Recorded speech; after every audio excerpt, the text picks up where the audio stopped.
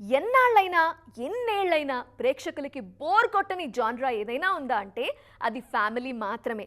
కథ పాతది అయినా తీసే విధానంలో తీస్తే థియేటర్స్కి క్యూ కడుతుంటారు ఆడియన్స్.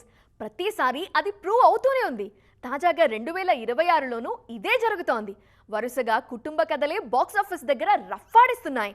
అసలేంటి జాన్రాలో ఉన్న మ్యాజిక్? బాక్సాఫీస్ కి ఫ్యామిలీ కథలు ఎప్పుడూ కలిసొస్తాయి. 2026లోనూ ఇదే జోరు కంటిన్యూ అవుతోంది. సంక్రాంతికి వచ్చిన మన శంకర వరప్రసాద్ గారు 300 కోట్లు వసూలు చేసిందంటే కారణం కుటుంబ ప్రేక్షకులే.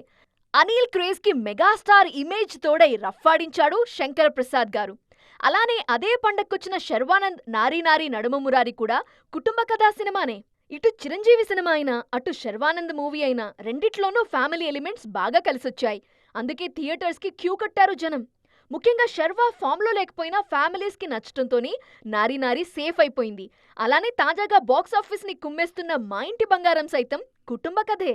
సమంత హీరోయిన్గా నందిని రెడ్డి తెరకెక్కించిన మా ఇంటి బంగారం ఫస్ట్ హాఫ్ అంతా పూర్తిగా ఉమ్మడి కుటుంబం నేపథ్యంలో సాగుతుంది.